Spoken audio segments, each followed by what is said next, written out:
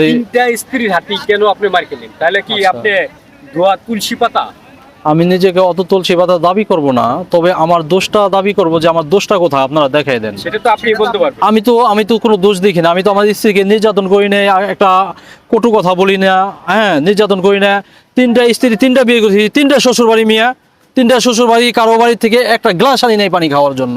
তাহলে আমরা অপরাধটা কোথায় বলেন আপনারা? প্রথম সংসারটা 5 বছর ছিল, তাদের বাড়ি থেকে আমাকে জামা কাপড় দিয়েছে, কিন্তু আমি তাহলে যৌতুক কি হিসেবে একটা গ্লাসও আনি নাই। তাহলে কি তাহলে আমার অপরাধটা কোথায় বলেন? তাহলে কি আমরা ধরে নেব আপনি তাদের সাথে যে কোনো মিল হয়নি?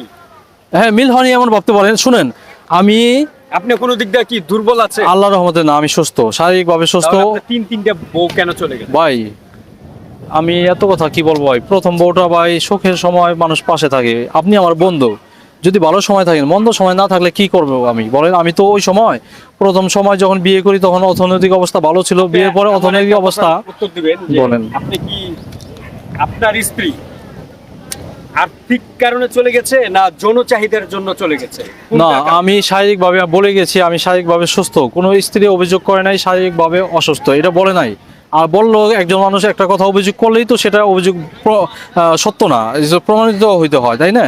তো সেটা তারা নিজেরা বলে নাই, লোক মারফত বলে নাই। আর আমি তো বুঝতে পারি আমি সুস্থ আল্লাহর মধ্যে। আমি প্রথম বিয়েটা আমার শ্বশুরকে, শাশুড়িকে বলছি আপনার মেয়ে আমার কথা শুনে না, আমি আরেকটা বিয়ে করব। দ্বিতীয় শ্বশুর বাড়িতে বলছি শাশুড়িকে, আপনার মেয়ে আমার কাছে থাকতে চায় না কেন, কি ব্যাপার? আমি বিয়ে করেছি আমার স্ত্রীর সাথে থাকার জন্য।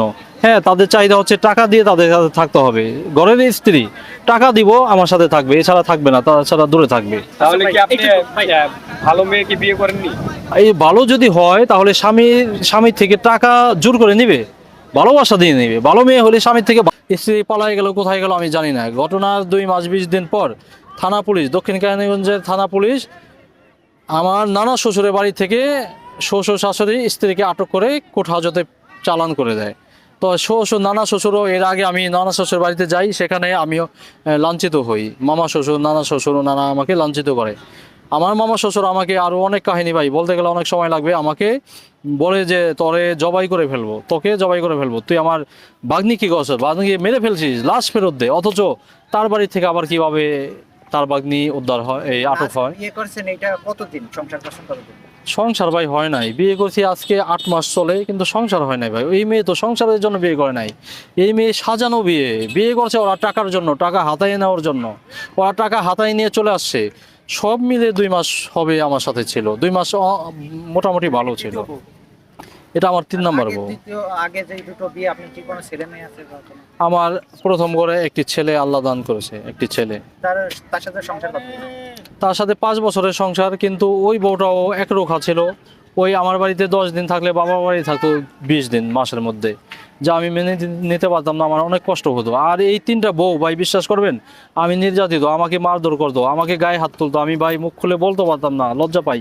মানে হ্যাঁ, আপনাকে মারধর? হ্যাঁ, বউ মারধর, শুধু মারধর না ভাই, এমন কোনো বউ নাই দাড়ি টাইনা উঠায় নাই, মারধর তো করতো, এই দাড়িও টাইনা উঠাইতো। তাদের এমন কি চাহিদা ছিল যে ভাই ওরা হচ্ছে, প্রথম বউটা একরোখা, দ্বিতীয় বউটা হচ্ছে বিলাসিতা করতো, লোভী মানুষ, তৃতীয় বউটা হচ্ছে প্রতারক, মানে ওই প্রতারণা করে ওর বিয়ে করে টাকা হাতিয়ে নেওয়া হচ্ছে ওর ব্যবসা।